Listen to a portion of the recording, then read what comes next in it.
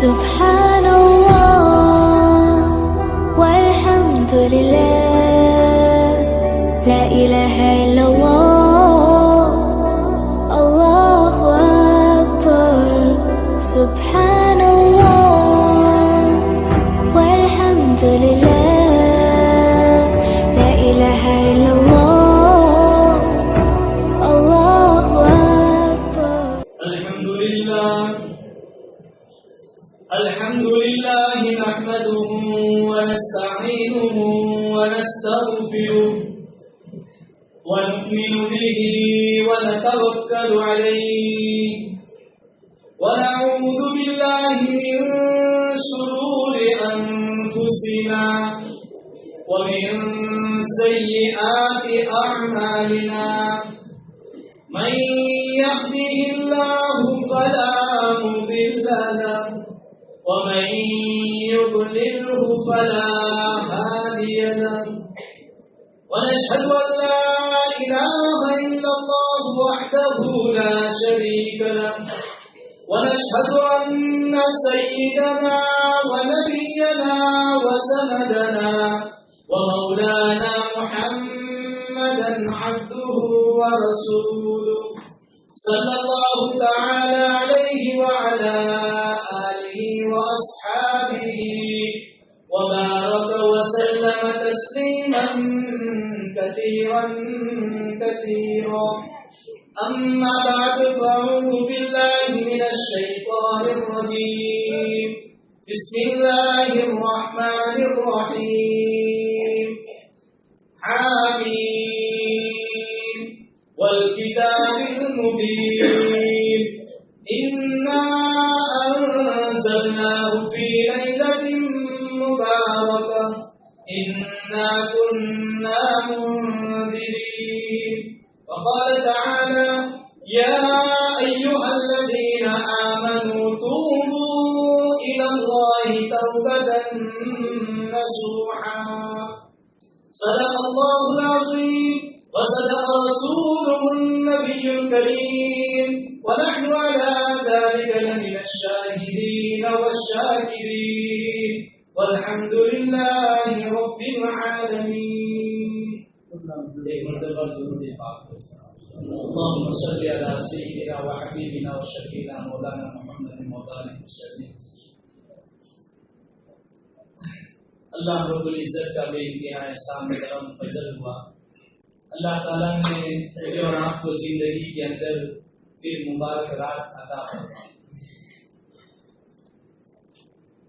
کتنے لوگ گزشتہ رات ہمارے ساتھ تھے، ان بیچاروں کو پتہ نہیں تھا کہ آئندہ شعبان کو ہم زمین کے اوپر ہوں گے یا زمین کے نیچے ہوں گے. آئندہ شعبان 2023 کے اندر آئے گی رات، لیکن میں اور آپ نہیں جانتے کہ ہم زمین کے اوپر ہوں گے یا زمین کے نیچے ہوں گے. اس لیے کہ اللہ تعالیٰ نے مجھے اور آپ کو دنیا کے اندر ایک زندگی لے کر بھیجا ہے، اور یہ زندگی ہمیشہ رہنے والی نہیں ہے، بلکہ اس زندگی کا غروب ہونا یقینی ہے. موت کا مزہ ہم میں سے ہر ایک کو چکھنا ہے. دنیا کے اندر ہمیشہ کے لیے کسی کے لیے رہنا اللہ نے نہیں لکھا ہے.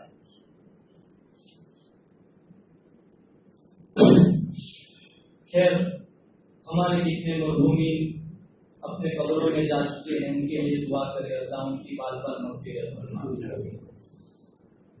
جب قبرستان جاؤ تو درود پاک بھی پڑھتے رہا. میں یہ واقعہ اکثر سنایا کرتا ہوں. آج بڑی رات ہے، ہو سکتا ہے قبرستان جاؤ گیا تو وہاں پر درود شریف بھی پڑھو، اس لیے کہ کسی کا درود قبول ہو جاوے تو قبر میں جتنے قبرستان میں مرحومین آرام کر رہے ہیں سب کے لیے اللہ مغفرت کا فیصلہ کرتے ہیں. اس لیے کہ شیخ زکریا رحمۃ اللہ علیہ نے فضائل اعمال میں فضائل درود پاک میں ایک واقعہ لکھا ہے. دیکھو، کوئی واقعہ بار بار سنانا یہ اہمیت دلانے کے لیے ہوتا ہے. ہمارے نبی نے بھی صحابہ کو ایک واقعے کو کئی مرتبہ سنایا ہے، اس لیے آپ دل میں یہ بات نہ لانا کہ ایک واقعے کو کتنی مرتبہ سناتے ہیں۔ میں اس واقعے کو اس لیے سناتا ہوں تاکہ اہمیت دی جائے اس چیز کی، اس لیے کہ آج آپ میں قبرستان جانے والے ہیں تو کتابوں کے اندر لکھا ہے شیخ زکریا رحمۃ اللہ علیہ نے کہ ایک عورت تھی، اس کی نوجوان لڑکی کا انتقال ہو گیا، ماں نے چاہا کہ میں اپنی بیٹی کو خواب میں دیکھوں، اس لیے کہ جو آدمی دنیا سے چلا جاتا ہے، چاہے بیٹا ہو، بھائی ہو، باپ ہو، جب آخری دیدار ہوتا ہے اس کے بعد باپ کا، بیٹے کا، بیوی کا منہ دیکھنا نصیب نہیں ہوتا ہے۔ پھر جب قیامت قائم ہوگی، جنت جہنم کا فیصلہ ہوگا، اس دن مرحوم سے ملاقات ہوگی۔ یا لباسوں میں لکھا ہے کہ مرنے والے کی روحیں جنت کے اندر ایک جگہ کے اوپر جمع ہوتی ہے تو وہاں بھی ایک دوسرے کو پہچانتے ہیں، لیکن ہر ایک کی تمنا ہوتی ہے کہ میں آخری مرتبہ اپنے مرحوم کا دیدار کروں، اس کے بعد نہ جانے کب چہرہ دیکھنے کو ملے گا۔ تو یہ ماں نے بھی یہ سوچا کہ خواب کے اندر، سپنے کے اندر میں اپنی بیٹی کو دیکھوں، تو یہ اپنے پیر و مرشید حضرت حسن بصری رحمۃ اللہ علیہ، بہت بڑے اللہ والے تھے، ان کے پاس آئی، ان کے ہاتھوں میں بیت تھی، پردے کے پیچھے سے پوچھا کہ حضرت میں اپنی بیٹی کو خواب میں دیکھنا چاہتی ہوں، کوئی عمل بتائیے۔ یہ بہت مجرب عمل ہے، اگر آپ بھی اپنے کسی مرحوم کو خواب میں دیکھنا چاہتے ہو تو یہ عمل کر سکتے ہو۔ کہاں کہ عشاء کی نماز کے بعد جب بھیتر سے فارغ ہو جاوے، اس کے بعد 4 رکعت نفل کا قول باندھو، 4 رکعت نفل، ہر رکعت کے اندر سورہ فاتحہ کے بعد الہاکم التکاثر جو سورت ہے، سورہ تکاثر، چاروں رکعت میں سورہ فاتحہ کے بعد ایک مرتبہ الہاکم التکاثر پڑھنا ہے، چاروں رکعت۔ پھر سلام پھرنے کے بعد جس کو خواب میں دیکھنا ہے اس کی نیت کرتے ہوئے اس کے اوپر درود پڑھتے ہوئے سو جانے کا۔ تو اس ماں نے گھر جا کر یہ عمل کیا رات میں۔ اللہ کا کرنا یہ ہوا کہ اسی رات اس کی بیٹی خواب میں آئی، سپنے میں کیا دیکھتی ہیں کہ جہنم کے عذاب کے اندر اس کی بیٹی مبتلا ہے، اس کے ہاتھوں کے اندر اور اس کے پاؤں کے اندر بیڑیاں بندھی ہوئی ہے، اس کے بدن کے اوپر جہنم کا تار کول کا لباس پہنا ہوا ہے۔ یہ ماں صبح میں روتی ہوئی اپنے پیر و مرشید حسن بصری رحمۃ اللہ علیہ کے پاس آئی اور کہا کہ حضرت میں نے اپنی بچی کو اس حالت کے اندر خواب میں دیکھا کہ وہ بڑے عذاب میں ہے، آپ مجھے کچھ وظیفہ دیجیے تاکہ میں اپنے مرحوم کے لیے کچھ صدقہ خیرات یا کچھ کروں تاکہ اس کی مغفرت ہو جائے۔ حضرت نے کہا اپنی بیٹی کی طرف سے صدقہ کروں، صدقہ کرنا یہ بہت فائدہ دیتا ہے۔ دنیا میں بھی اگر کوئی مصیبت آنے والی ہوتی ہے اور ہم صدقہ نکالتے ہیں تو یہ آنے والی مصیبت کو یہ صدقہ روکتا ہے، یہ صدقہ اللہ کے غضب کو، اللہ کے غصے کو دور کرتا ہے۔ ہمارا مزاج یہ بنا ہے کہ جب کوئی ایکسیڈنٹ ہوتا ہوا بچ جاتے ہیں اس کے بعد صدقہ نکالتے ہیں، حالانکہ پہلے سے عادت ہونی چاہیے صدقہ نکالنے کی۔ روزانہ زیادہ نہیں نکال سکتے، 2 روپیہ صدقہ نکالو، اس کی برکت سے آنے والی لاکھوں کی مصیبت اللہ 2 روپے میں اس کو دور فرما دے گی۔ یہ صدقہ آنے والی مصیبت کو پش کرتا ہے، یعنی اس کو اوپر دھکیلتا ہے۔ تو حسن بصری رحمۃ اللہ علیہ نے کہا کہ جب اپنی بچی کی طرف سے صدقہ کر، اس لیے اپنے مرحومین کی طرف سے صدقہ خیرات کرتے رہنا چاہیے۔ ماں نے صدقہ خیرات کیا۔ اسی رات حسن بصری رحمۃ اللہ علیہ جب رات میں سوئے تو انہوں نے خواب کے اندر، سپنے کے اندر جنت کو دیکھا، اور جنت کے باغ کے اندر ایک نورانی تختہ نظر آیا جس کے اوپر ایک حسین و جمیل خوبصورت لڑکی بیٹھی ہوئی تھی۔ وہ لڑکی حسن بصری رحمۃ اللہ علیہ سے پوچھتی ہے کہ حضرت آپ نے مجھے پہچانا؟ حسن بصری رحمۃ اللہ علیہ کہتے ہیں کہ نہیں، میں نے تجھے نہیں پہچانا، کون ہے؟ کہا کہ میں اسی ماں کی بیٹی ہوں جس کو آپ نے خواب میں دیکھنے کے لیے امر دیا تھا۔ تو حسن بصری رحمۃ اللہ علیہ نے کہا کہ تیری ماں میرے پاس آئی تھی، لیکن اس نے تو تیرا حال جو مجھے سنایا وہ بالکل الٹا تھا جو میں ابھی دیکھ رہا ہوں۔ تیری ماں نے تو مجھے یہ کہا تھا کہ میری بیٹی کو میں نے خواب میں دیکھا، اس کے بدن پر جہنم کا لباس ہے، اس کے ہاتھ پیر زنجیروں سے بندھے ہوئے ہیں، اور میں تجھے دیکھ رہا ہوں کہ تو جنت کے اندر نورانی تختے کے اوپر ہے۔ کہا کہ حضرت میری ماں نے جو خواب بیان کیا وہ بالکل سچا تھا۔ تو حسن بصری رحمۃ اللہ علیہ نے کہا کہ پھر تو جنت میں کیسے پہنچ گئی؟ کہا کہ بات اصل یہ ہے کہ جس قبرستان میں ہم دفن تھے اس قبرستان سے ایک اللہ والے کا گزر ہوا۔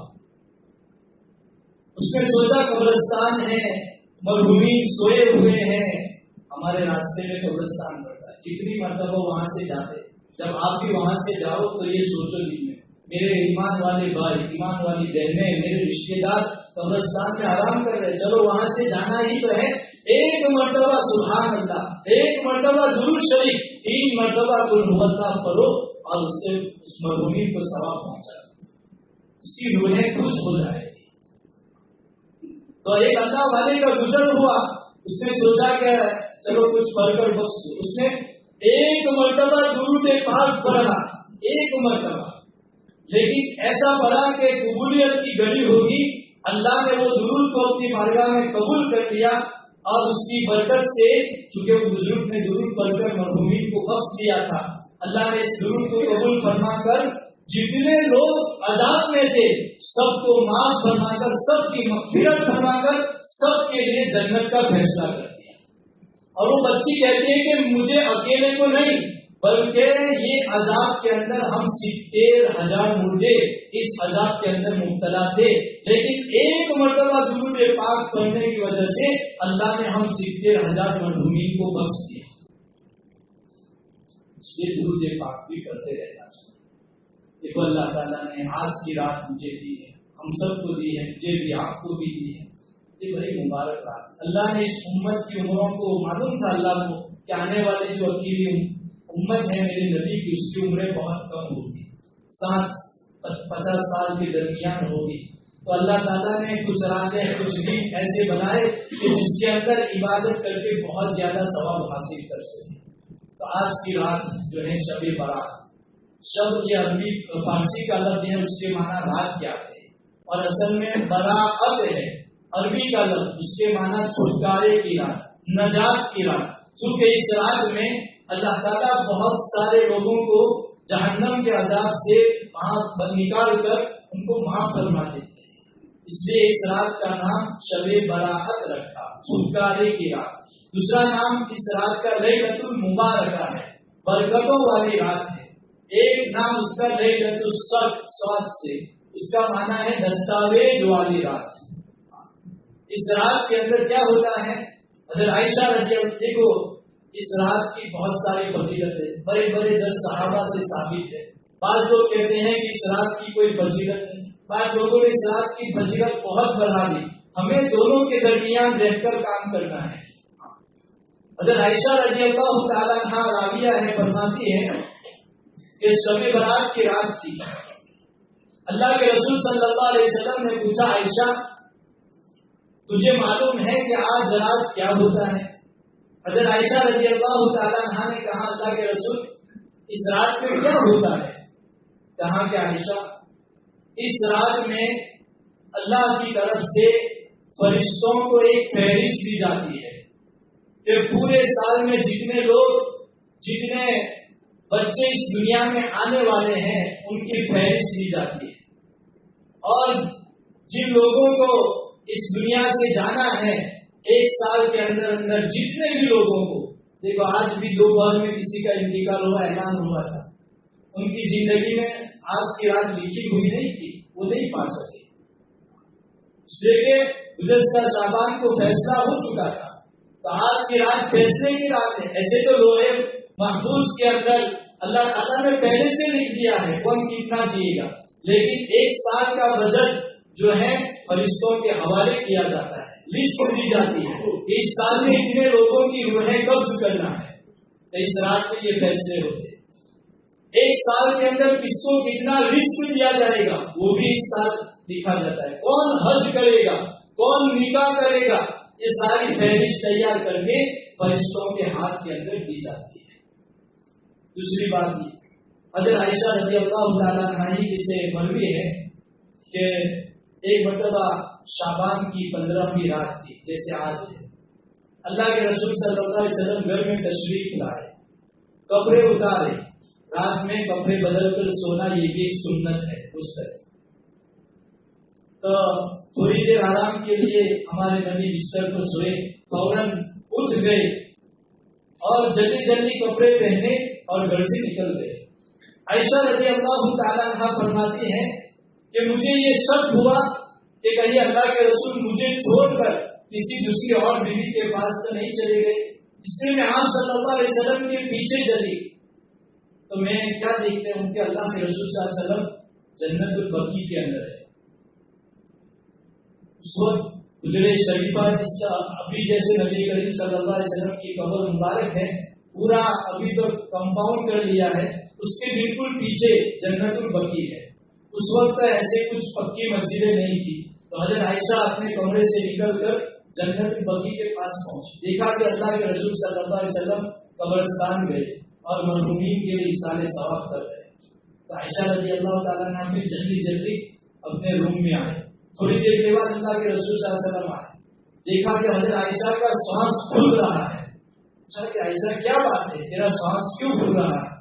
تو حضرت عائشہ رضی اللہ تعالیٰ عنہ نے سچ بات کہی کہ آپ کپڑے پہن کر یہاں سے گئے تو میرے خیال میں یہ آیا میرے دماغ میں کہ آپ کسی اور بیوی کے پاس چلے گئے، لیکن میں نے دیکھا کہ آپ تو قبرستان کے اندر ہے۔ کہاں کہ عائشہ آج کی رات جو ہے مغفرت کی رات ہے۔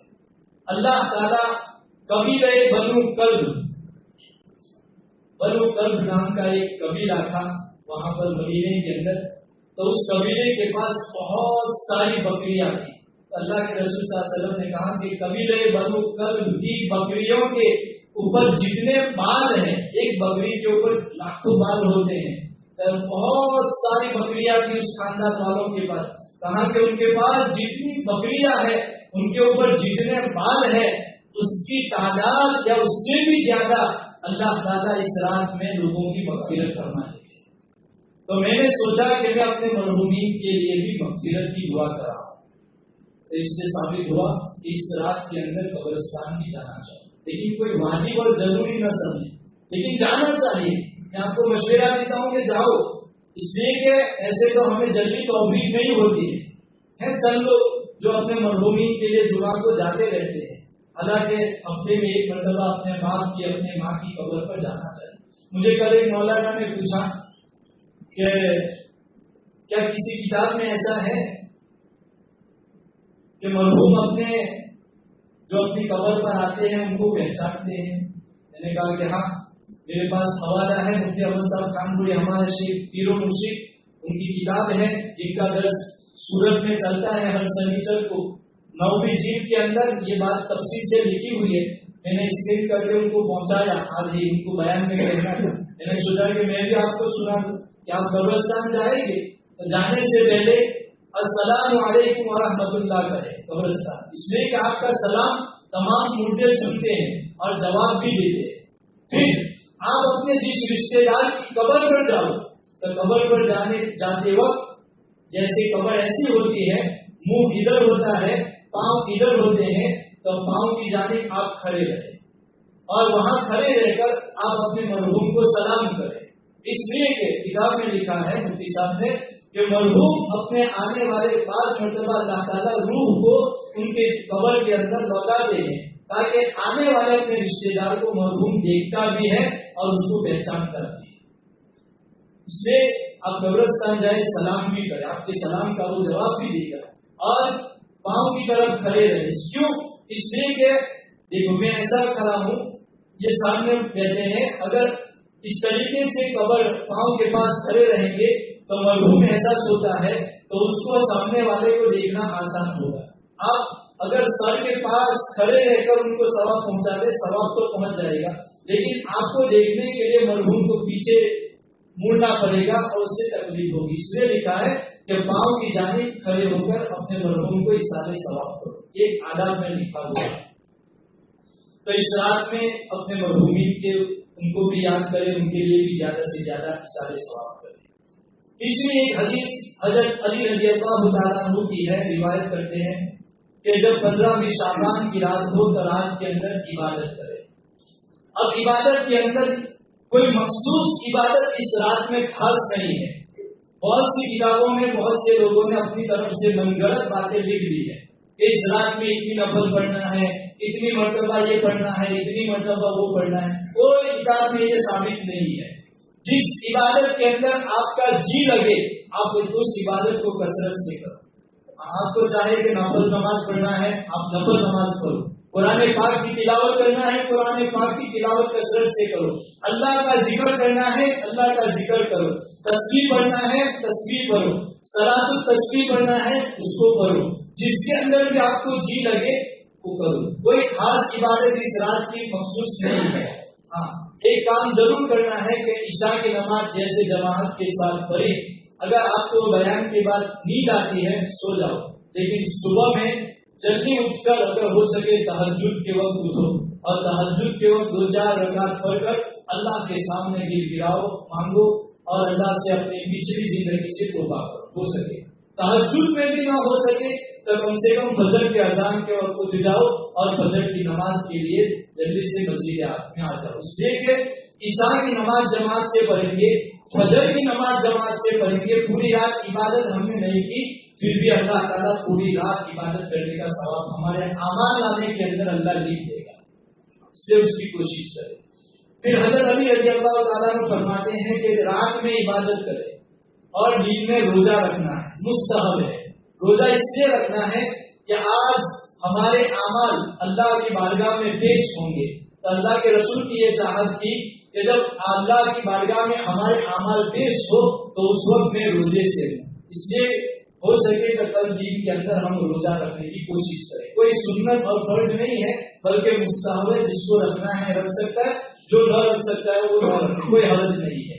اس کے بعد حضرت علی رضی اللہ تعالیٰ عنہ فرماتے ہیں کہ روزانہ اللہ تعالیٰ اپنے بندوں کے لیے پہلے آسمان کے اوپر تہجد کے وقت آ جاتے ہیں, لیکن جب شب برات ہوتی ہے اس وقت جیسے ہی مغرب کے وقت سورج غروب ہوتا ہے اللہ تعالیٰ پہلے آسمان کے اوپر آ جاتا ہے اور اللہ کی طرف سے اعلانات ہوتے ہیں. ہے کوئی مغفرت مانگنے والا کہ میں اس کی مغفرت کروں, ہے کوئی روزی مانگنے والا کہ میں اس کو رزق عطا کروں, ہے کوئی مصیبت زدہ کہ میں اس کی مصیبت کو دور کروں, ہے کوئی بیمار جو مجھ سے بیماری سے شفا کی دعا کرے میں اس کو شفا دوں. اسی طریقے سے اعلانات ہوتے رہتے ہیں. کب تک؟ صبح صادق تک. صبح صادق تک پوری رات اللہ کی طرف سے یہ اعلانات ہوتے رہتے ہیں. اس لیے اس رات کے اندر اپنے لیے, اپنے گھر والوں کے لیے, امت کے لیے مغفرت کی دعائیں کریں.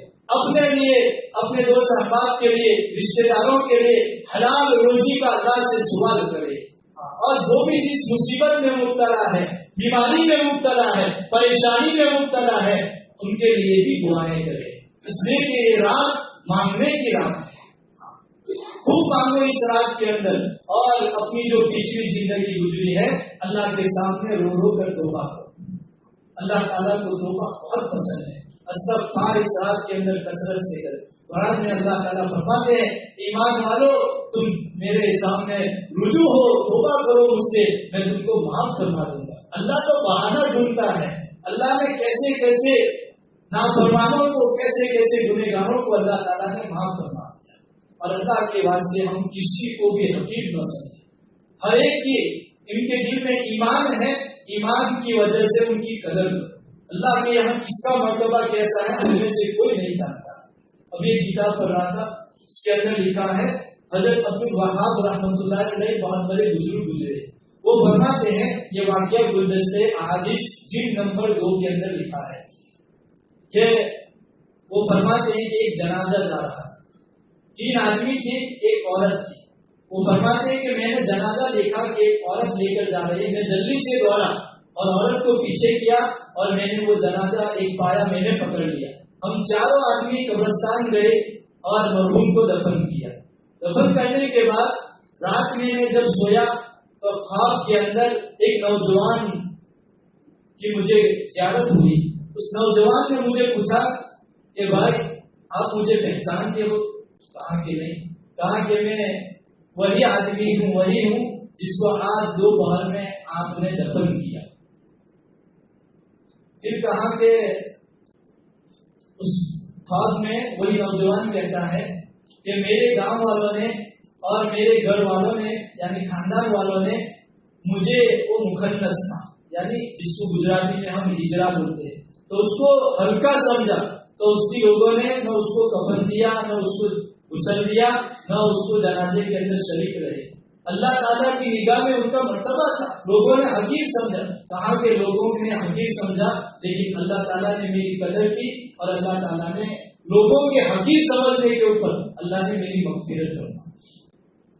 اس لیے اللہ کے یہاں کس کا مرتبہ بلند ہے ہم نہیں جانتے۔ دیکھو ایک روایت میں یہ بھی ہے کہ ایسی مبارک راتوں میں جہاں اللہ تعالیٰ مغفرت کے فیصلے فرماتے ہیں، چند لوگ ایسے بھی ہیں کہ جن کے اللہ تعالیٰ ایسی مبارک راتوں کے اندر اگر وہ سچے دل سے توبہ نہیں کرتے ہیں تو ایسی مبارک راتوں میں اللہ ان کو معاف نہیں فرماتے۔ ہمیں اس رات کے اندر دیکھنا چاہیے کہ ان برائیاں کہیں ہمارے اندر تو نہیں ہے، اگر ہے تو ہم اس کی معافی شافی کریں، اللہ کے سامنے خوب رو کر توبہ کریں، رجوع ہو جائے اللہ کی طرف۔ اللہ تعالیٰ یہ مبارک راتیں اس لیے دیتے ہیں تاکہ ہم جو پچھلی زندگی گناہوں کے اندر گزری ہے اس سے معافی شافی کرا کر ہم آنے والا جو مبارک مہینہ ہے اس کے لیے ابھی سے پاک ہو جائے۔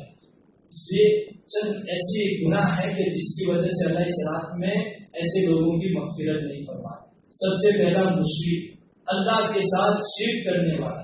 اللہ تعالیٰ کو یہ پسند نہیں ہے کہ اللہ کی ذات کے ساتھ، اللہ کی صفات کے ساتھ کسی اور کو شریک کیا جائے۔ دیکھو مکہ کے کافر اللہ کو مانتے تھے لیکن اللہ کے ماننے کے ساتھ ساتھ دوسرے جو بت تھے ان کو بھی اپنا معبود سمجھتے تھے کہ یہ بیماری دینے والا، یہ شفا دینے والا، یہ اولاد دینے والا، اللہ کو بھی مانتے تھے لیکن بتوں کو بھی اس طریقے سے مانتے تھے، اس لیے وہ مشرک ہوئے۔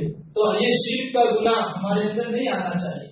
بعض مرتبہ اللہ کے جو صفاتی نام ہے اس کی وجہ سے اس کے ساتھ بھی ہم شرک کر ڈالتے ہیں۔ جیسے ایک بزرگ کا واقعہ لکھا ہے کہ جب ان کا انتقال ہوا اللہ کے سامنے پیشی ہوئی، کیا لائے ہو؟ کہا کہ توحید لایا۔ کہا کہ اچھا وہ رات بھول گئے، اس رات تیری توحید کہاں گئی تھی؟ ایک مرتبہ تیرے پیٹ کے اندر ڈر ہوا اور تم نے یوں کہا تھا کہ دودھ پینے کی وجہ سے میرے پیٹ میں درد ہوا، اس وقت تیری توحید کہاں گئی تھی؟ اس لیے کہ بیماری دینے والا اللہ ہے، کسی چیز سے کچھ ہوتا نہیں ہے جب تک اللہ کا حکم نہیں ہوتا ہے۔ تو یہ بھی شرک کے اندر داخل ہے۔ اولاد کیا بھائی اولاد اللہ دینے والا ہے، اللہ سے مانگے اولاد۔ بیماری سے شفا کہ اللہ دینے والا ہے، تو اللہ تعالیٰ شرک کو پسند نہیں۔ تو جو مشرک ہوتا ہے اگر وہ اپنے شرک سے اللہ کے سامنے اس رات میں بھی توبہ نہیں کرتا ہے تو اللہ تعالیٰ مشرک کی مغفرت ایسی مبارک رات کے اندر بھی نہیں کرتا ہے۔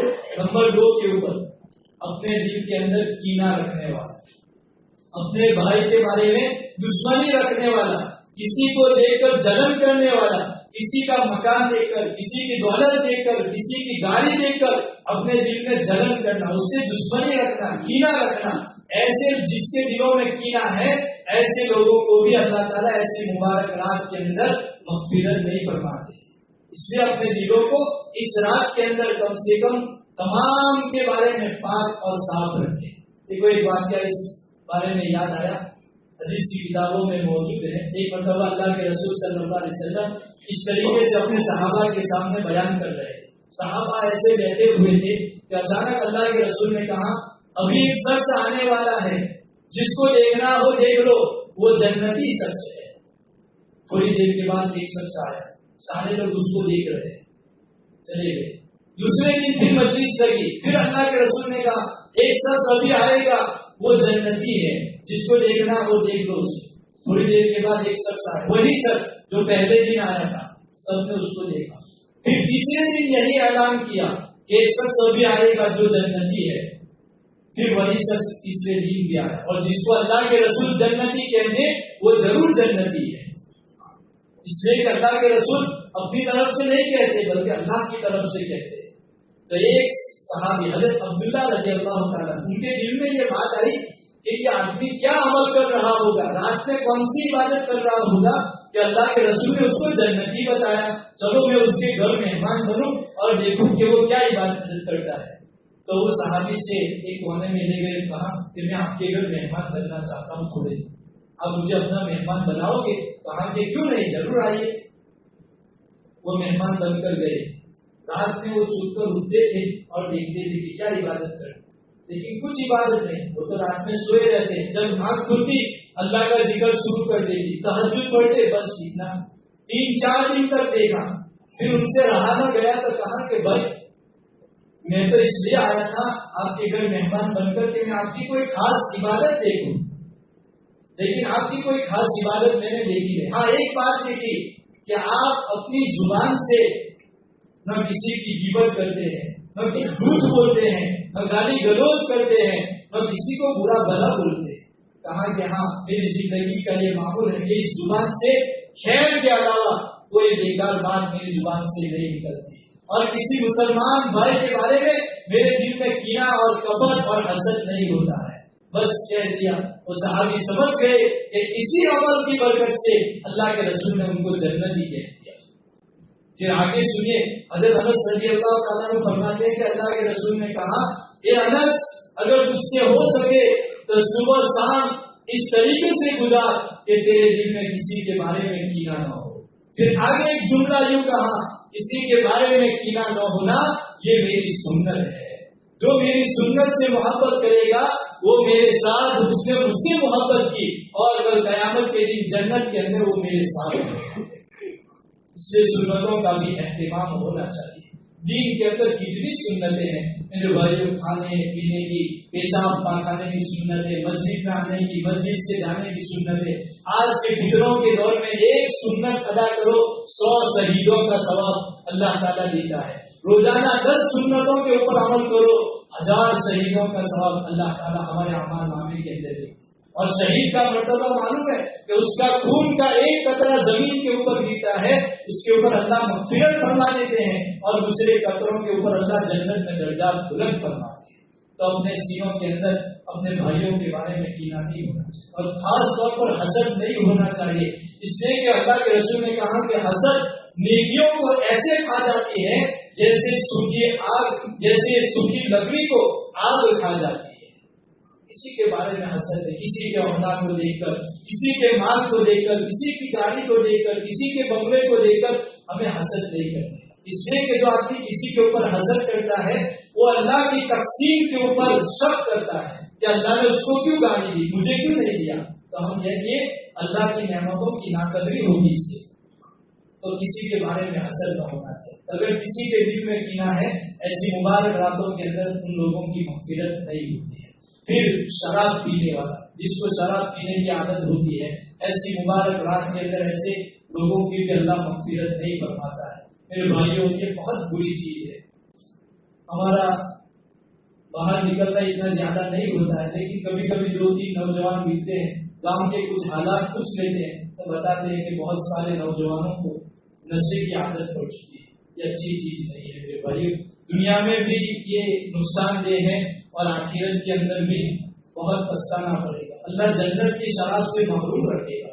جس نے دنیا کی شراب چکھی، اللہ اس کو جنت کی شراب سے محروم رکھے گا۔ اس لیے کسی بھی قسم کا نشہ نہیں ہونا چاہیے۔ آج لوگ پستولوں کے اندر گانجا جس کو بولتے ہیں، کسی بھی قسم کی نشہ اور ہو اس سے پرہیز کرنا چاہیے۔ ایسے لوگوں کو بھی جن کو نشہ کرنے کی عادت ہے، ایسے لوگوں کی اس مبارک رات کے اندر مغفرت نہیں ہوتی۔ اگر ایسی عادت پڑ گئی ہے، ایسی مبارک راتوں میں سچے دل سے اللہ کے سامنے دل گراؤ، توبہ کرو، اور آئندہ اس سے بچنے کا بھی ارادہ کرے، تو ہی صحیح معنوں میں توبہ ہوگی۔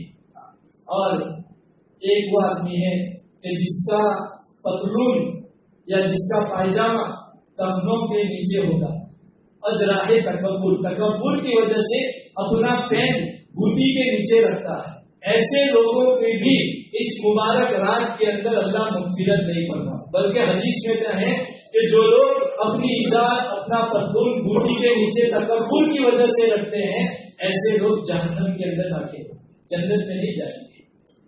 اس لیے اپنے پائجاموں کو، اپنے پتلون کو تکبر کی وجہ سے گھٹی کے نیچے نہیں رکھنا چاہیے۔ کبھی کبھی بے خبری میں، غفلت میں ایسا ہو جائے تو اللہ سے توبہ کر لینا چاہیے، لیکن اتنی نیچی بھی مت پہنو۔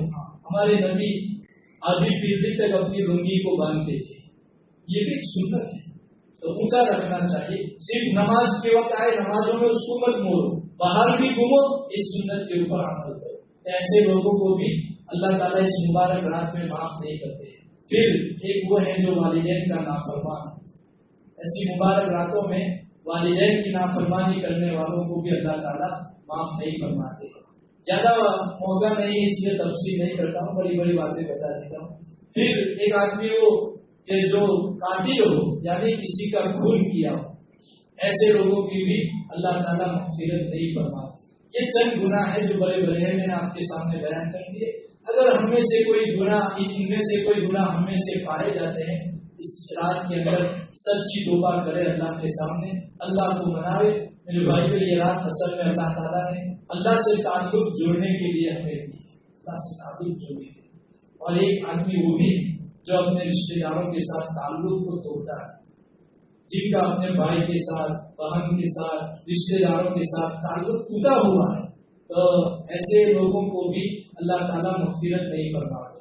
چاہیے کہ ایسی مبارک راتوں میں اپنے آپ کو چھوٹا بنا کر، چاہے ہماری غلطی نہ ہو پھر بھی ہم ان کے سامنے معافی شافی کر لیں، انشاءاللہ اللہ تعالیٰ قیامت کے دن اس کی برکت سے ہمارے درجات کو بلند کرے گا، ہماری عزت اللہ وہاں بڑھائے گا۔ اس لیے اگر ایسا کچھ ہوتا ہے دنیا میں، کسی زمین کی وجہ سے، مال کی وجہ سے انبن ہو جاتی ہے، تو اس کی وجہ سے ہمیں ایسی مبارک راتوں میں ان کے ساتھ معافی شافی کر لینی چاہیے۔ بعد میں وہ بلائے یا نہ بلائے، لیکن ایسی مبارک راتوں کے اندر ہمیں معافی شافی کر لینی چاہیے، اور جتنا ہو سکے اپنی زندگی کے جو دن باقی ہے میرے بھائی، اس کو عبادت کے اندر گزارنے کی کوشش کرے۔ آنے والا مبارک مہینہ بھی ہے، اس کی بھی ابھی سے تیاریاں کرے، روزے رکھنے کی اللہ سے ہمتیں مانگے، توفیق مانگے، تراویح پڑھنے کی کوشش کرے، اور قرآن پاک خوب پڑھے، اس لیے کہ اس مہینے کو قرآن کے ساتھ بہت تعلق ہے، بہت لگاؤ ہے۔ اللہ کے رسول صلی اللہ علیہ وسلم خود رمضان مبارک میں حضرت جبرائیل کو دور سناتے تھے، قرآن کا پورا دور سناتے تھے۔ اس لیے جتنا ہو سکے، محدثین کے بارے میں لکھا ہے کہ حدیث لکھنا رمضان میں بند کر دیتے تھے، حدیث پڑھانا بند کر دیتے تھے، اور عبادت کے اندر یعنی قرآن کی تلاوت کے اندر بہت زیادہ لگ جاتے تھے۔ جتنا وقت بھی آپ کو ملے، زیادہ سے زیادہ وقت قرآن کی تلاوت میں لگا ہے، اور رمضان مبارک میں خاص طور پر جہاں پر ہم روزہ رکھتے ہیں، ہمارے گھر کی مشغولیات پہ روزہ رکھے، اور ان کو تو گھر کا کام کاج، بچوں کو سنبھالنا، تو بھائیو ایک بات یہ بھی ہے کہ ہم رمضان میں خود روزہ رکھ کر آرام نہ کریں، بلکہ ہم اپنے گھر والوں کا ساتھ لیں، گھر کے کام کاج میں ساتھ دیں۔ یہ کوئی نیچا پن کی بات نہیں ہے، اللہ کے نبی سے بڑھ کر کوئی نہیں دنیا میں، نبیوں کے سردار ماں عائشہ رضی اللہ تعالیٰ عنہا کو آٹا بھی گون دیتے تھے، نبی سے بڑھ کر کوئی نہیں، پانی بھی بڑھ کر آ دیتے تھے۔ ایسا نہیں کہ کوئی بیوی کا کام کر دیتے، یہ کہ بیوی کی دیگ لاگے اتنا آتے کام کرے، نہیں، سنت سمجھ کر کرو کہ میرے نبی نے کیا ہے۔ وہ بھی بیچاری رمضان میں روزہ رکھے گی، ان کو بھی پیاس لگے گی، ان کو بھی بھوک لگے گی، سحری میں جلدی اٹھنا، افطاری کی تیاریاں کرنا، بچوں کو سنبھالنا، تو ان کو ساتھ دو رمضان میں، آپ ان کو ساتھ دیں گے، وہ آپ کو ساتھ دے گی، تو انشاءاللہ اس سے عبادت میں دونوں کو موقع ملے گا، تو اس بات کی بھی کوشش کریں۔ بس یہ چند باتیں آپ کے سامنے تھی، وقت بھی ہو چکا ہے۔ اللہ رب العزت سے دعا کرتے ہیں اللہ تبارک و تعالیٰ اس رات کی برکتوں سے ہمیں نوازے، اور زیادہ سے زیادہ اللہ رب العزت ہمیں اس رات کو وصول کرنے کی ہمت اور توفیق عطا فرمائے۔ ایک بات یہ بھی ہے کہ اللہ کے رسول صلی اللہ علیہ وسلم نے اپنے چچا یا اپنے چچا جد بھائی کو یہ عمل بتایا تھا کہ میں نماز بتاتا ہوں جس کو اگر تو پڑھے گا تو اللہ تعالیٰ چھوٹے بڑے، تنہائی میں یا کھلے عام، جان کر انجان کر جو بھی گناہ کیے ہیں اللہ اسے معاف فرما دے گا۔ اور وہ نماز ہے صلاۃ التسبیح، ہو سکے تو روزانہ پڑھنی چاہیے، روزانہ نہ پڑھ سکے ہفتے میں ایک مرتبہ، ہفتے میں بھی نہ پڑھ سکو مہینے میں ایک مرتبہ، مہینے میں بھی نہ پڑھ سکو سال میں ایک مرتبہ پڑھو، سال میں بھی نہ پڑھ سکو پوری زندگی میں ایک مرتبہ ضرور اس نماز کو پڑھ لینا چاہیے۔ صلاۃ التسبیح کی نماز بہت کوئی مشکل نہیں ہے، آج کل کا واٹس ایپ کا زمانہ ہے، ہر ایک کے واٹس ایپ کے اوپر بھی میں نے بھی بھیجی ہے گروپ میں، اور اسی طریقے سے دوسرے لوگ بھی بھیجتے رہتے ہیں، آپ دیکھ سکتے ہیں۔ تو صلاۃ التسبیح اگر آپ کی ہمت ہے تو ہی، باقی کوئی ضروری نہیں ہے، بس عبادت تو وہی کرنی ہے جس کے اندر ہمارا جی لگے۔ اور میں زیادہ سے زیادہ یوں کہتا ہوں، قرآن پڑھو، درود شریف پڑھو، استغفار کرو، اللہ کے سامنے دعائیں مانگے۔ اللہ رب العزت ہم تمام کی عبادتوں کو بھی اپنی بارگاہ میں قبول فرمائے۔ اب ہم دعا کر لیتے ہیں اپنے لیے، امت کے لیے، اپنے گاؤں کے لیے۔ پچھلی زندگی سے توبہ کرتے ہوئے اللہ کے سامنے رجوع ہوئے ہیں، لائٹیں بند کر دی جائے، سب اللہ کی طرف رجوع ہوئے، انشاءاللہ 2 منٹ اخیر میں دی جائے گی، اپنے گناہوں کو یاد کرتے ہوئے اپنی جو بھی مراد ہو اب اللہ کے سامنے مانگے۔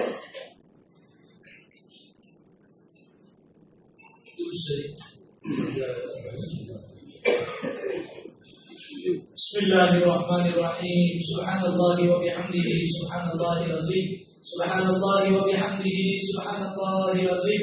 اللهم لك الحمد كما ينبغي لجلال وجهك وعظيم سلطانك۔ اللهم صل على محمد في اول كلامنا، اللهم صل على محمد في اوسط كلامنا، اللهم صل على محمد في آخر كلامنا۔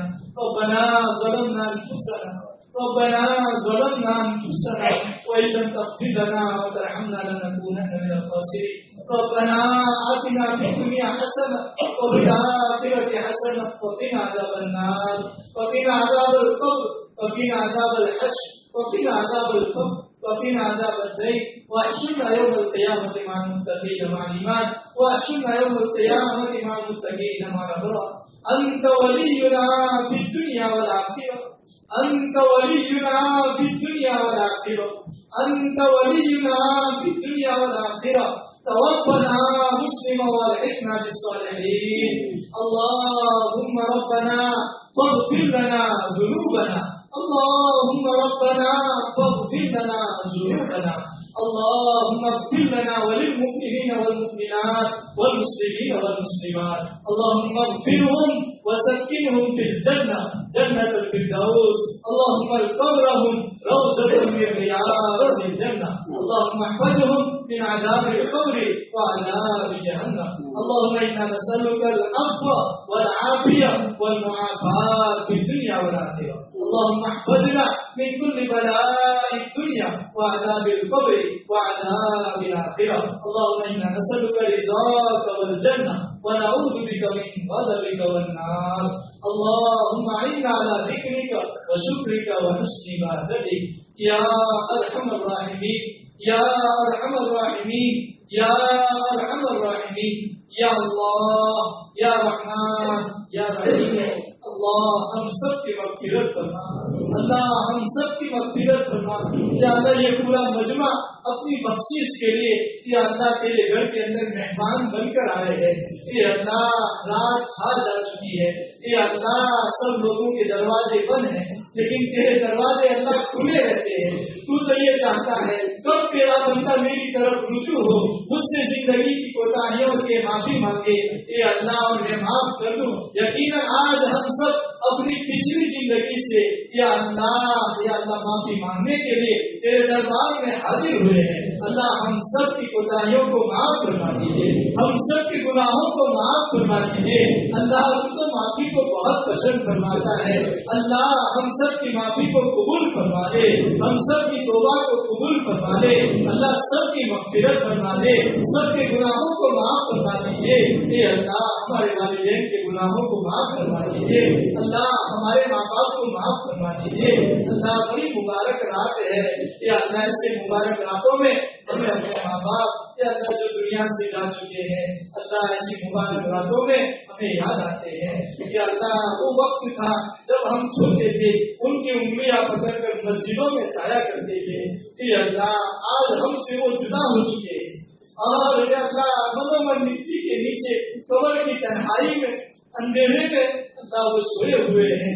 اللہ ہم میں سے جن کے والدین تیرے رحم میں آ چکے ہیں، اللہ ہمارے والدین کے بڑے ہمارے اوپر احسانات ہیں، اللہ وہ ماں جنہوں نے 9 مہینے اپنے پیٹ میں رکھا، خون کا دودھ بنا کر ہمیں پلایا، رات میں گیلی جگہ پر خود سو جاتی تھی کہ اللہ، اور بچے کو سوئی جگہ پر سلاتی تھی، اے اللہ بچہ بیمار ہو جاتا پوری رات جاگا کرتی تھی، اے اللہ وہ ماں باپ، اے اللہ ہم میں سے جن کے وہ ماں باپ تیرے رحم میں آ چکے ہیں، اللہ ان کی مغفرت فرما دیجیے، اللہ ان کی مغفرت فرما دیجیے، تیرے گھر میں بیٹھ کر ہم ان کے لیے مبارک رات میں مغفرت کی دعا کرتے ہیں، ہم نہیں چاہتے کہ ہم میں سے جن کے والدین تیرے رحم میں آ چکے ہو ان کو عذاب ہو رہا ہو، اللہ اگر ہم میں سے کسی کے والدین کو عذاب ہو رہا مبارک رات کی برکت سے ان کی مغفرت فرما دے، اللہ جنت الفردوس میں ان کو اعلیٰ مقام دے دے،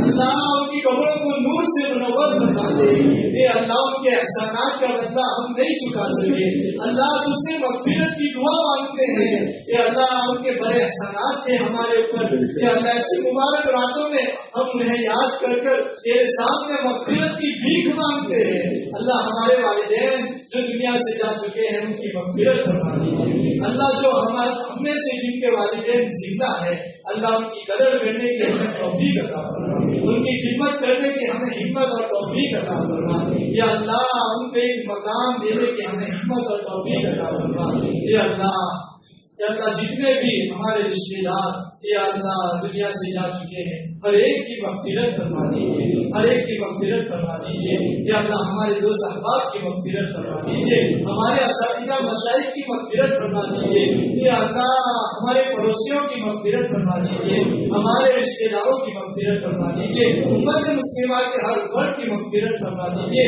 یا اللہ پورے مجمع کی مغفرت فرما دیجیے، یا اللہ تیری رضا نصیب فرما دیجیے، اللہ نبی کریم صلی اللہ علیہ وسلم سے سچی محبت عطا فرمائیے، نبی کے طریقوں پر چلنا آسان فرمائیے، اے اللہ آج کی رات فیصلے کی رات ہے، ہم نہیں جانتے ہیں کہ ہمارا نام زندوں میں ہوگا یا مردوں میں ہوگا، اے اللہ ہماری زندگیوں میں برکت عطا فرما، اللہ ہم آخرت کے لیے ابھی ہم سے کچھ نہیں ہوا ہے، اللہ ہم آخرت کے لیے زیادہ نیکیاں کر سکے، دین کا زیادہ کام کر سکے، اللہ ہماری زندگیوں میں ایسی برکت دے دیجیے، اللہ زندگیوں کے اندر برکت دے دیجیے، کہ اللہ اس رات کو رزق کا فیصلہ ہونے والا ہے، ہم تمام کے لیے اللہ حلال برکتوں والی روزی عطا فرمائیے، اللہ حلال پاکیزہ روزی کا انتظام فرمائیے، حرام سے بڑی حفاظت فرمائیے، اللہ اتنی روزی دے دے یا اللہ کہ جو لوگ قرضوں میں ڈوب چکے ہیں اللہ ایسا انتظام فرما دیجیے کہ سارے قرض داروں کا قرض عافیت کے ساتھ ادا ہو سکے، اللہ اس رات میں اتنا کرم کر دیجیے اور ایسی روزی کا انتظام کر دیجیے کہ جتنے بھی اس مجمع میں قرض دار ہیں سب کے قرض ادا ہو جائے، اللہ ایسا رزق کا انتظام اس پورے سال کے اندر ہمارے لیے مقدر فرمائیے، اللہ مقدر فرمائیے، بہت سارے نوجوان روزی کی وجہ سے اللہ پریشان ہے، یا اللہ سب کے روزی کے مسئلے آسان فرما دیجیے، اللہ جو لوگ تجارت کر رہے ہیں ان کی تجارتوں میں برکت عطا فرما، جو کھیتیاں کر رہے ہیں ان کی کھیتیوں میں برکت عطا فرما، جو نوکری کر رہے ہیں ان کی نوکریوں میں برکت عطا فرما، اللہ کسی کو کسی کا محتاج قرضدار نہ بنا، یہ اللہ ہم تمام کو اس رات کے اندر حلال برکتوں والے روزی کا ہمارے حق میں فیصلہ فرما، یہ اللہ ہمارے لیے یا اللہ اس پوری رات کے انداز رات جو فیصلے ہونے والے ہیں پورے سال کے لیے جتنا شر ہو جتنی مصیبتیں ہو اللہ ان کو راحتوں سے بدل دیجیے، شر کو خیر سے بدل دیجیے، اللہ تیری تقدیر میں جو تو نے چاہا ہے وہ تو ہو کر رہے گا، لیکن دعا کی برکت سے تقدیروں کو تو بدل دیتا ہے، اللہ دعا کی برکت سے ہماری زندگی میں جتنا شر ہے اس کو خیر سے بدل دیجیے، جتنی زندگیاں ہیں اس کو عزتوں سے بدل دیجیے، اللہ جتنی برائیاں ہیں اس کو نیکیوں سے بدل دیجیے، جتنی پریشانیاں ہیں اس کو راحتوں سے بدل دیجیے، اللہ ہماری آزمائش نہ فرما، ہم تو کمزور ایمان والے ہیں، کمزور اعمال والے ہیں، کمزور بدن والے ہیں، یا اللہ ہم آزمائش کے لائق نہیں ہے، یا اللہ ہمیں ایمان کے اوپر ثابت قدم فرما، اللہ موت تک ایمان کے اوپر ثابت قدم فرما، یا اللہ آنے والے فطروں سے ہماری حفاظت فرما، ہماری بیوی بچوں کی حفاظت فرما، ہماری نسلوں کی حفاظت فرما، یا اللہ امت مسلمہ کے بیماروں کو شفا عطا فرما، پریشان حالوں کی پریشانیوں کو دور فرما، بے روزگاروں کو پاکیزہ حلال روزی عطا فرما، بے اولادوں کو اولاد صالح عطا فرما، اللہ ہماری اولادوں کو ہمارے آنکھوں کی ٹھنڈک بنا، ہماری فرما بردار بنا، اللہ جن کے اولاد نافرمان بن چکی ہے اللہ ان کو فرما بردار بنا، یا اللہ ہمارے نوجوان بچیوں کی حفاظت فرما، اللہ غیروں کے حوالے ہو رہی ہے اللہ اس سے حفاظت فرما، ہماری نوجوان بچیوں کی ایمان کی حفاظت فرما، یا اللہ ہماری کمی کوتاہیوں سے درگزر فرما، اور ہمارے ایمان والے ماں، ہمارے ایمان والی بہنوں کی اور ایمان والے نوجوان بھائیوں کی اللہ ایمانوں کی پوری پوری حفاظت فرما، یا اللہ جو ہماری بہنیں یا اللہ ایمان ملنے کے بعد مرتد ہو چکی ہے دوبارہ اللہ ان کو ایمان کی دولت سے مالا مال کرنا، ایسی مبارک رات میں ہم تجھ سے بھیک مانگتے ہیں، وہ ہماری بچیاں اللہ اگر تمہیں ایمان نہیں دیا کلمہ پڑھنے والی تھی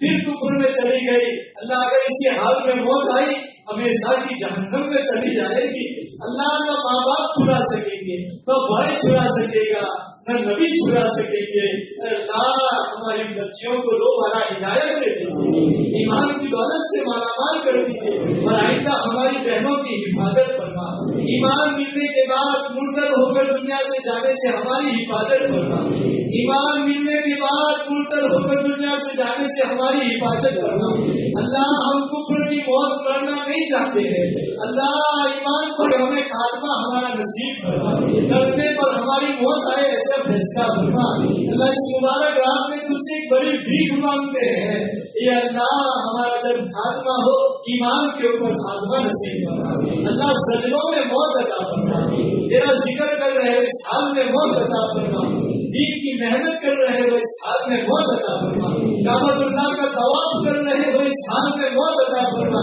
روضہ اقدس کے سامنے صلاۃ و سلام کر رہے ہو اس حال میں موت عطا فرما، اللہ ہو سکے ہم گنہگاروں کو مدینے کی موت عطا فرما، جنت البقیع کے اندر جگہ عطا فرما، اللہ جب یہ گنہگار جسم جنت البقیع میں دفن ہوگا جہاں صحابہ مدفون ہے، جہاں پر 24 گھنٹے تیری رحمتیں اتر رہی ہے، اللہ ان کی برکت سے یہ گنہگار جسم بھی بخشا جائے گا، اللہ اس مبارک رات میں تجھ سے بھیک مانگتے ہیں ہمیں مدینے کی موت عطا فرما، مدینے کی موت عطا فرما، رشتے داروں کو چھوڑنا ہے اللہ، زمین کے نیچے تو سونا ہے اللہ، ہر ایک کو چھوڑ کر جانا ہے، لیکن مبارک گھڑی میں مبارک وقت میں مبارک جگہ ہماری موت آئے، اللہ ایسے فیصلے فرما، اللہ ایسے فیصلے فرما، اے اللہ بیٹھنے والے پورے مجمع کی دلوں کی جو تمنائیں ہیں اللہ ہر ایک کی حاجت کو پورا فرما، اللہ بڑی خوشی ہوتی ہے جب لوگ مسجدوں میں آتے ہیں اور مسجدیں بھر جاتی ہے،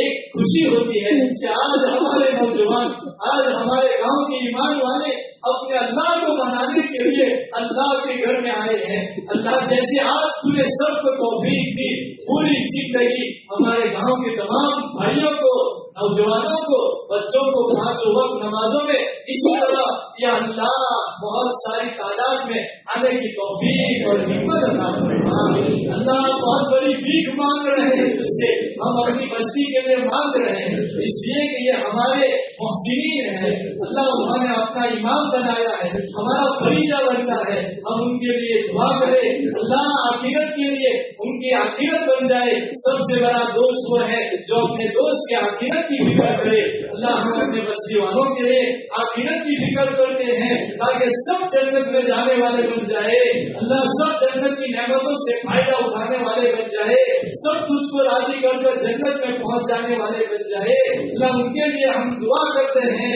بستی کے کسی بھی ایمان والے بھائیوں کو، کسی بھی بچوں کو، کسی بھی نوجوان کو تو محروم نہ فرما، جیسے آج تم نے توفیق دی پوری زندگی اللہ ان کو مسجد کا ٹھیکیدار بنا دیجیے، مسجد کا کھوتا بنا دیجیے، مسجد میں آنے والا بنا دیجیے، یا اللہ ایسا نہ ہو رات ختم ہو جائے، کل سے بھی مسجدیں خالی ہو جائے.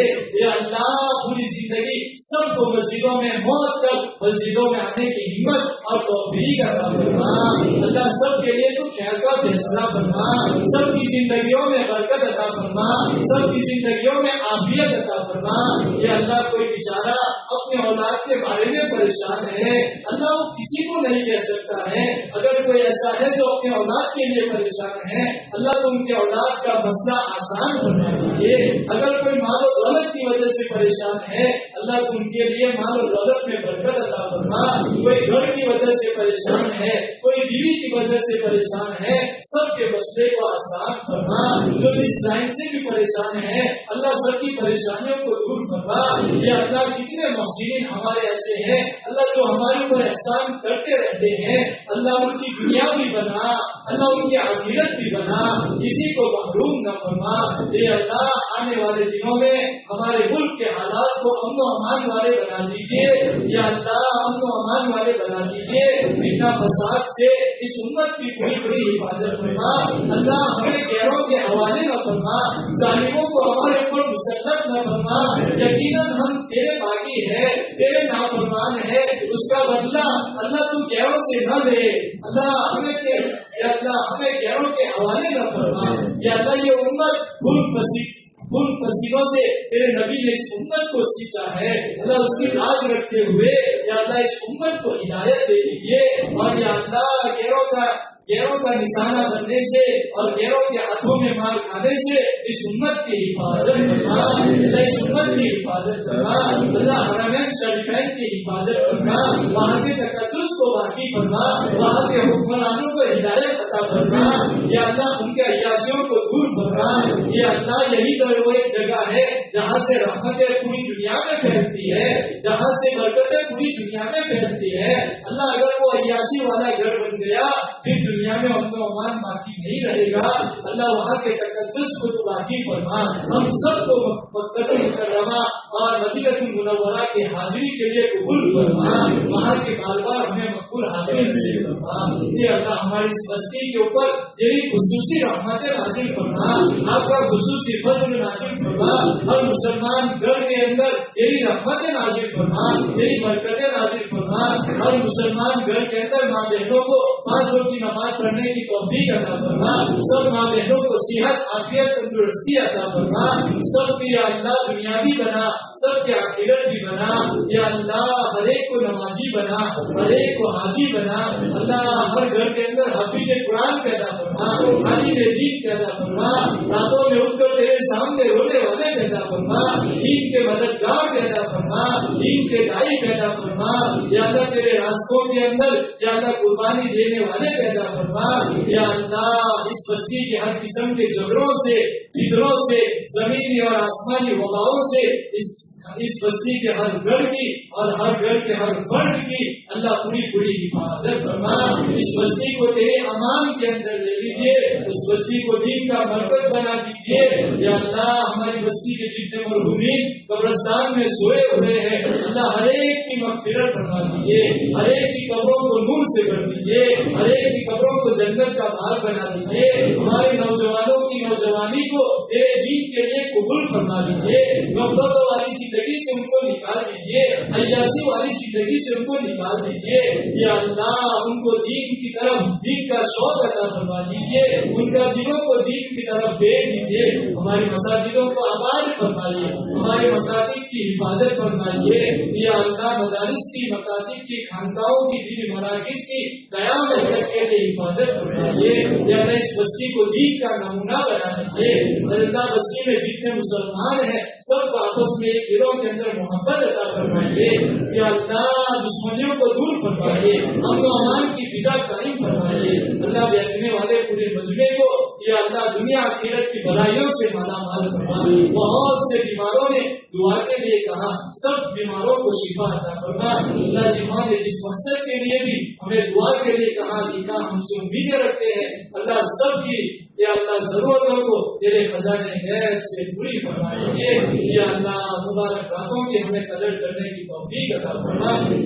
اور ہم تمام کی زندگیوں میں اتنی برکت دے دے کہ ہم رمضان المبارک تک عافیت کے ساتھ پہنچ جاوے.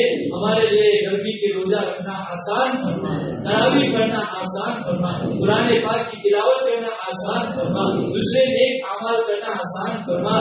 یا اللہ ہم تمام کو پورا مہینہ عافیت عطا فرما, بیماریوں سے حفاظت فرما, پوری امت کی حفاظت فرما, وباؤں سے بلاؤں سے پوری امت کی حفاظت فرما. پورا مہینہ عافیت کے ساتھ یا اللہ گزر جائے. اللہ ایسے فیصلے فرما, اور رمضان کی جو برکات ہے, جو انوارات ہے, اللہ اس سے ہمیں مالا مال فرما, اس سے ہمیں مالا مال فرما. یا اللہ رمضان میں ہر قسم کی مصیبتوں سے, ہر قسم کی بیماریوں سے, ہاسپٹلوں کے چکر کاٹنے سے, اللہ دنیاوی یا اللہ کام کاج سے ہم تمام کو فارغ فرما دیجیے. بس ہمارا زیادہ سے زیادہ وقت تیری عبادت میں گزرے. اللہ ایسے فیصلے فرما دیجیے. اللہ بہت کچھ مانگنا ہے.